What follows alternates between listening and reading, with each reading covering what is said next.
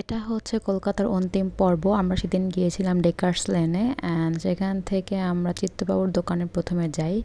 সেখানের যে খাবারগুলো chicken stew and diamond fry আমরা ট্রাই করি। সাথে তারা চিকেন স্টুর সাথে বাটার ব্রেড সার্ভ করে, যদি কেউ বাটার চায় তবে তারা বাটার দিয়ে সার্ভ করে।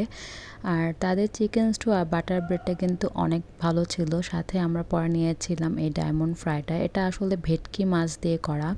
এটা কাসুন্দির সাথে খেতে কিন্তু অনেক বেশি টেস্ট, আর পেঁয়াজ দিয়ে খেতেও কিন্তু অনেক বেশি ভালো লাগে। তো আমরা চিত্তবাবুর দোকান থেকে চলে যাই অরুণদার দোকানে, আর সেখানে ঢুকতেই দেখি যে অসম্ভব ভিড়, অনেক কাস্টমার দাঁড়িয়ে আছে। অ্যান্ড সেখানে গিয়ে দেখি অরুণদা স্নান শেষ করে মা তারার পুজো করছে। তো ওইখানে তার দোকানের স্টাফরা লোকদের সার্ভ করছে আর সে মায়ের পুজোতে মগ্ন। তো আমরা আমাদের খাবার অর্ডার করি, আর সেখান থেকে আমরা নিয়েছিলাম চিত্তদার ফেমাস খিচুড়ি, বেগুন সুন্দরী, পাঁপড় আর সাথে চাটনি। আর তার প্রত্যেকটা খাবারই কিন্তু অনেক বেশি ভালো ছিল।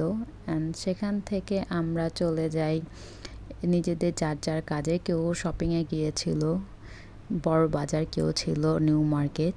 তো আসলে এটা যার যার পছন্দ বা প্রয়োজন অনুযায়ী, যেহেতু সেটা ছিল আমাদের শেষ দিন এই কলকাতা শহরে। তো আমাদের শপিং টপিং শেষ করার পর আমরা লাঞ্চে চলে যাই প্রিন্সে। আমরা যতদিন ছিলাম আমরা প্রিন্সেই লাঞ্চ করেছি। অ্যান্ড ওখানকার থেকে আমরা মোরগ পোলাও নিয়েছিলাম, আর টেস্টটাও ভালো ছিল। অ্যান্ড রাতের বেলা ডিনারে চলে গিয়েছিলাম দাওয়াতে।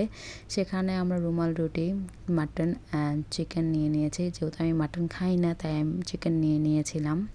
আর সেখানকার খাবার আমার কাছে ভালো লাগেনি, কেন জানি না। আর আজকের এই পার্ট এখানেই সমাপ্ত হয়ে গেল।